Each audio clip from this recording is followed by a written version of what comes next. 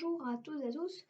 Aujourd'hui, on va se retrouver pour un nouvel exposé qui va être sur les premiers hommes qui ont marché sur la Lune. Donc, tout d'abord, nous allons parler de tout ce qui va être important, donc dans ce qu'ils ont fait, etc. À chaque fois, je vous donnerai quelques petites explications supplémentaires par rapport à ce qui est marqué. Et si vous avez des questions, n'hésitez pas, posez-les en commentaire. Donc, nous allons commencer avec le sommaire. Non, l'introduction. Ce sont les Américains de la NASA qui sont allés en premier sur la Lune. D'abord, à bord de la capsule The Eagle, Neil Armstrong et Buzz Aldrin sont allés se poser sur la Lune. Tandis que lui, Michael Collins, il est resté en orbite de la Lune. Mais commençons par le début. Donc ça veut dire qu'on a 3 astronautes qui sont partis sur la Lune, dont vraiment 2 qui y sont allés. Dans le sommaire, on va avoir le projet, les essais, les décisions de dernière minute, le décollage, la combinaison, le vol, vue sur la Lune, le retour, les anecdotes, et après on verra ce qu'il y a. Donc n'hésitez pas surtout les questions en commentaire.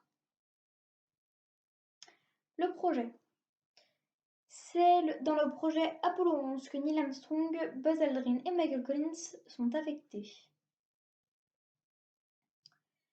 La fusée apprend Saturne V et il aura fallu 10 000 entreprises, 500 000 hommes pour la construire en 7 ans. Ils ont inventé, fabriqué tout le matériel lunaire qui n'existait pas, puisque personne n'y était jamais allé.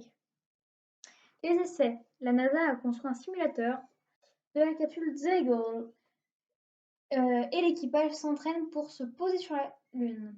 Mais 15 loupés, une réussite.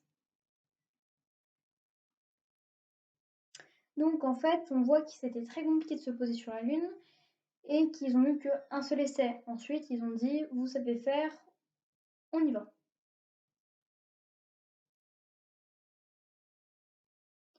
Ensuite, les décisions de dernière minute. Le directeur de la NASA doit choisir lors d'une réunion qui posera le premier pied sur la Lune et qui restera en orbite de la Lune. Buzz Aldrin étant le plus âgé et il avait pas assez de résistance que les autres. Il y en avait moins. Neil Armstrong, le plus jeune, aurait plus de facilité à supporter l'honneur de poser le premier pied sur la Lune. Michael Collins, lui, s'est proposé pour rester dans la capsule Columbia en orbite de la Lune. C'est donc Neil Armstrong qui se posera en premier sur la Lune. Voilà, tout ça c'est décidé quelques jours avant le décollage. Le décollage, justement, c'est le 16 juillet 1969. Au petit matin, les 3 hommes partent pour la Lune. Leur cabine se trouve en haut de la fusée de 110 mètres de hauteur. Vous imaginez, faut pas avoir le vertige. Leurs combinaisons ont 5 couches de feuilles d'aluminium entre 2 couches de tissu et un compte à rebours a été mis en place. Donc faut imaginer qu'à le 16 juillet, il fallait pas avoir peur de partir, vous avez peur d'être malade. Ils pouvaient pas. Donc la combinaison, voici leur combinaison avec tout l'équipement. On voit une sorte de boule de métal, c'est ce qui protège leur tête. Le sorte de gros sac, ça permettait de stocker l'oxygène, la combinaison que vous voyez, et ensuite les gants, etc. Il y avait un système de chauffage ou de refroidissement au cas où il fasse trop chaud, trop froid. Donc voilà ce qui est important. Maintenant le vol. Pour s'assurer que tout se passe bien durant le vol, la tour de contrôle va tout surveiller, absolument tout. Le voyage prendra 3 jours et les modules se détachent les uns après les autres. C'est-à-dire qu'il y a le premier étage de carburant qui va tomber, ensuite le deuxième, puis rester que Columbia.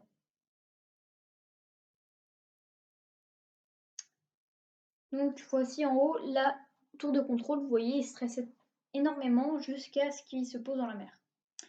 Donc voilà une vue sur la Lune avec la Terre et Neil Armstrong qu'on voit. C'est lui qui a prononcé la mythique phrase « C'est un petit pas pour l'homme, mais un bond de géant pour l'humanité ». Et Buzz Aldrin a aussi dit et a ajouté triste désolation, puisque c'est en fait un désert et il voyait la terre bleue, etc. Il donnait envie, du coup. Ensuite, la Lune. Donc sur la Lune, les deux astronautes doivent récupérer de la roche lunaire pour prouver que c'était de la roche lunaire et faire des analyses. On voit une sorte de drone robot là qui permettait de prélever de la roche et faire les analyses nécessaires. Et on voit aussi le LEM en arrière-plan avec le drapeau américain.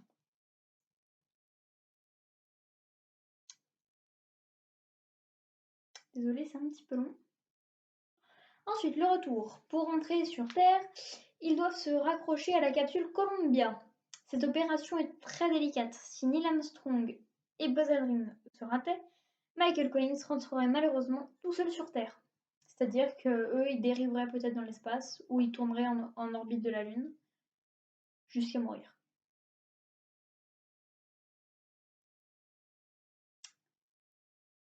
Donc il faut se dire qu'en fait, il fallait vraiment qu'ils sachent ce qu'ils fassent.